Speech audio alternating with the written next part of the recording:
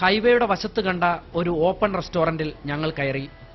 ദാബയുടെ മുൻപിൽ ഒരു കൂട്ടം ആളുകൾ ക്രിക്കറ്റ് കളിക്കുന്നു. ഭക്ഷണമുണ്ടോ എന്ന ചോദ്യത്തിന് ഇല്ല എന്ന മറുപടി.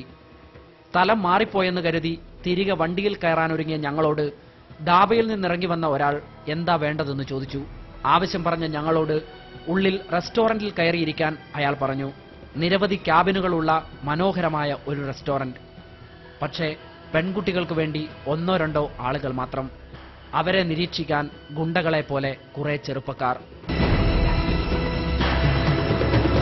3 മലയാളി പെൺകുട്ടികളെ വേണമെന്ന് ഞങ്ങൾ ആവശ്യപ്പെട്ടു.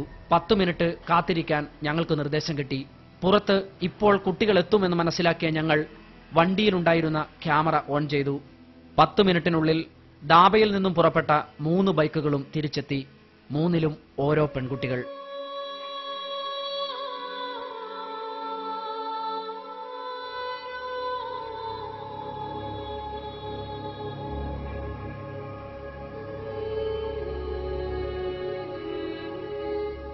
കോളേജിൽ നിന്നും ബാഗും തൂക്കി വന്ന 3 മലയാളി പെൺകുട്ടികളെയും അവർ ഞങ്ങൾക്ക് മുൻപിലേക്ക് കൊണ്ടുവന്നു.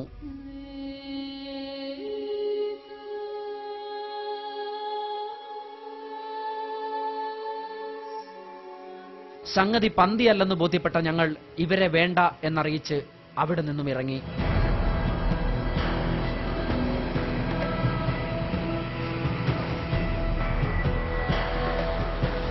നഗരത്തിലെ മറ്റൊരു ലോഡ്ജിലും ഞങ്ങൾ പൂട്ടിയിട്ട മറ്റൊരു മലയാളി പെൺകുട്ടിയെ കണ്ടെത്തി.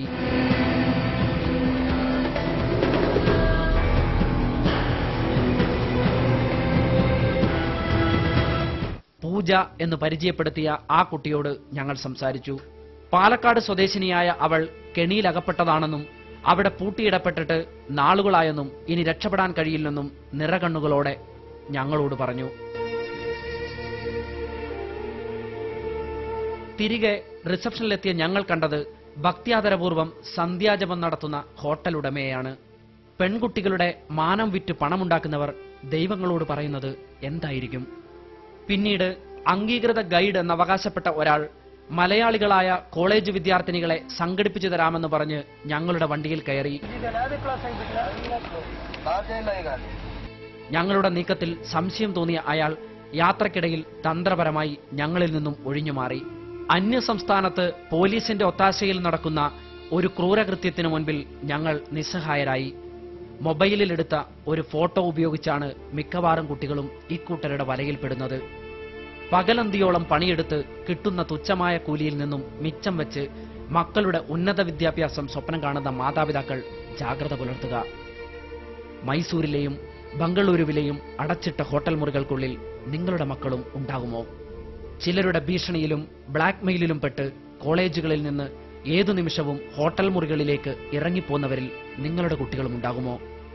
ഞങ്ങൾ കണ്ടെത്തിയവരിൽ ചതിവലയിൽ അകപ്പെട്ടവർ മാത്രമല്ല, അന്യസംസ്ഥാനത്ത് ജീവിതം ആർഭാടപൂർണമാക്കാൻ സന്തോഷത്തോടെ സെക്സ് റാക്കറ്റുകൾക്കൊപ്പം കോളേജുകളിൽ നിന്നും ഹോസ്റ്റലുകളിൽ നിന്നും ഇറങ്ങിപ്പോകുന്ന മലയാളി പെൺകുട്ടികളുമുണ്ടെന്ന തിരിച്ചറിവ് ഞങ്ങളെ അത്ഭുതപ്പെടുത്തി. Citizen journalist Sarun Thomas. Citizen റിപ്പോർട്ടുകൾ തുടരും ഒരു ചെറിയ ഇടവേളയ്ക്ക് ശേഷം.